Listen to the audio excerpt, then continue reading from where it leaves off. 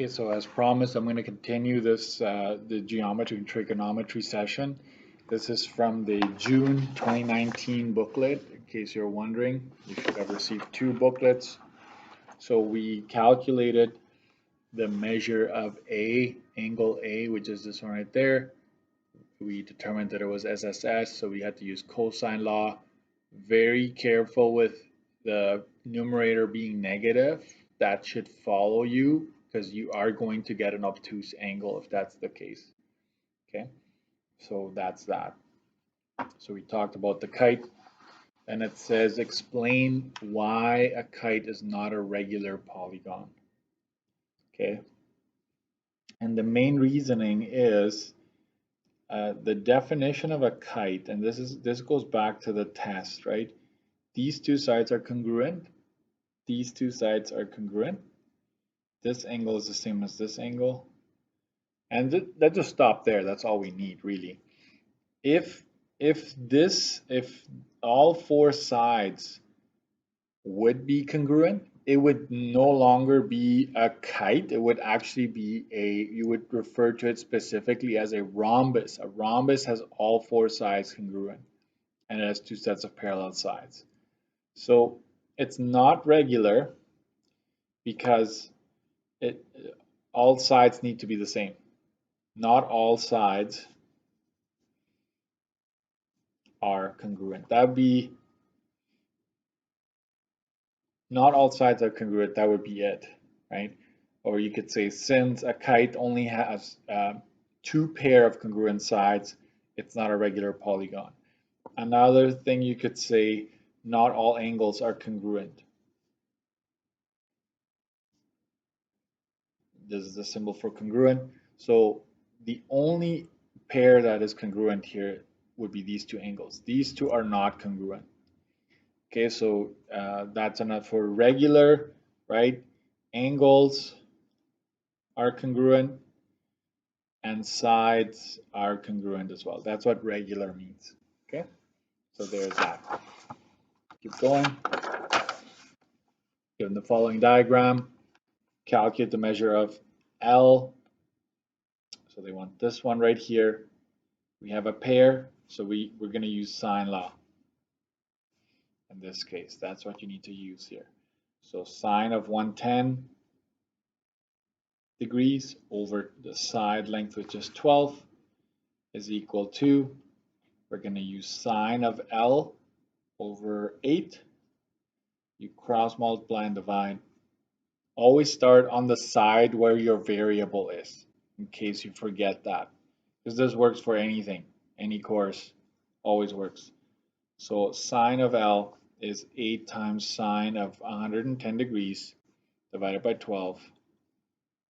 We're going to figure out what that is. 8 times sine of 110 equals, and then I'll divide it by 12. You should get 0 point something. You don't have to worry about negatives when you're dealing with sine, okay? Angle L, take the inverse of that on your, that's 3879.79 degrees. 2 decimals, no matter what. So there's your angle done using the sine law. Make sure you know how to do one of those. So we've used cosine law and sine law so far. So that's been a review. Sherry's building a recycling station with 5 bins. The top view of the recycling station shows that each bin is an isosceles triangle. Right? So that means that two sides are the same, and therefore their angles, their base angles will be the same as well. And that together they form a regular pentagon. Okay, so we know that all of the sides of the triangle are the same.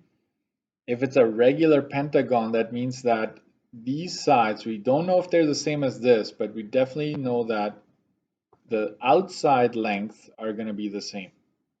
That's why the regular comes in. So we're looking at the pentagon is regular. The triangles inside are not. That's only the hexagon that has that, where it's equilateral, right? Calculate the measure of A. You need to know that that angle is the central angle. You need to be able to label it, okay? So the angle A is, the formula for central angle is 360 divided by the number of sides. And this is a pentagon, so it's 360 divided by 5, which is 72, right? 72 degrees. You found A. And then they want B, knowing that these two are going to be the same because they're across these two equal sides.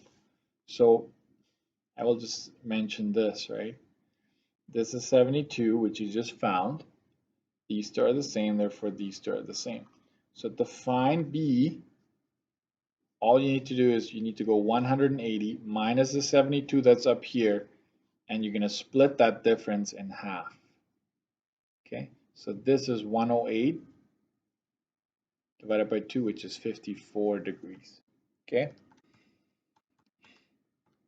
so we got that.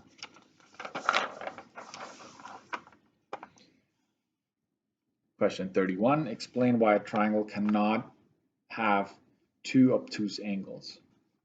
And this is my explanation. Since the sum of interior angles in a triangle is 180 degrees, right? We know that if you have A, B, C, if you add those, A plus B plus C is going to be equal to 180. We know that, okay?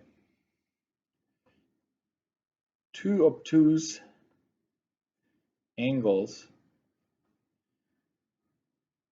would have a sum greater than 180, comma, which is impossible.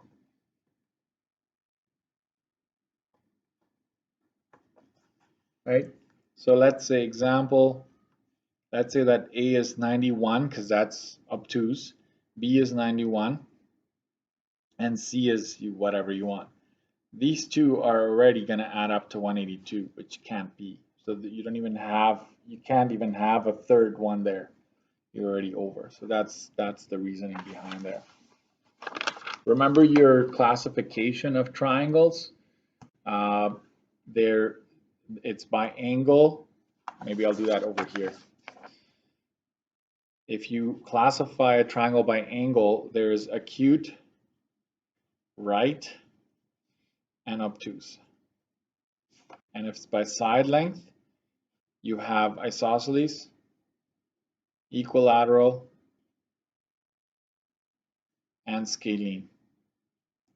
So you can like combine, you can have an acute scalene, you can have acute equilateral. All equilateral triangles are acute because it's 60 all around, and acute isosceles and so forth. So you gotta always have the two names together, okay? Okay, Elijah and Dustin live across Oxford Lake from each other. So, right, Elijah and Dustin, they live like this. This is the distance between them. Calculate the shortest distance that they must travel by snowmobile to visit his friend in the winter. So it's going across the frozen lake. So let's make this our x. That's the shortest distance. And you notice that it's side, angle, side, right? That is cosine law. Okay. So if you want to find x, you square it. You take one side, square it, take the other side, square it, almost like Pythagorean theorem. However, you got to go minus 2 times 10 times 13, no squaring there, times cosine of 105.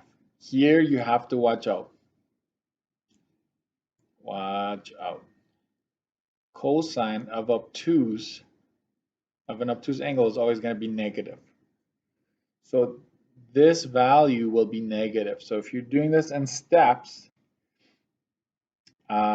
you're going to have to be careful because this negative and this negative, right, it turns into a positive. So it's essentially 10 squared plus 13 squared minus plus, sorry, whatever you get when you multiply all of this. Okay, but if you are able to type this all into your calculator one shot, I'm just squaring them already. Minus 2 times 10 times 13 times cosine of 105. So you need to figure out how to work your calculator to get this. 336.2929517. I'm just going to use all of it. The square root of that. I get 18.34, that is 18.34 kilometers. Done. And it's the longest, it should be the longest, so we're good. Last question. Question 33. Identify the statement that best describes the property of a rectangle. The diagonals of a rectangle are congruent. Yep, so far we're good. The rectangle has only one pair of parallel sides. That's wrong because you have one pair and another pair of parallel sides. The diagonals of a rectangle bisect the interior angles. That's false. It will not split this 90 into 45. You can tell just by graphing it that one will be bigger than the other. The diagonals of a rectangle meet at right angles. That is also false. So the only one that works is A. These do not meet at a 90. You can tell just by graphing it. You don't get a 90 here. In a square you do, but not in a rectangle. Okay, that is it. Hope this helped you a little bit. Make sure you have a study sheet and come prepared for your cumulative.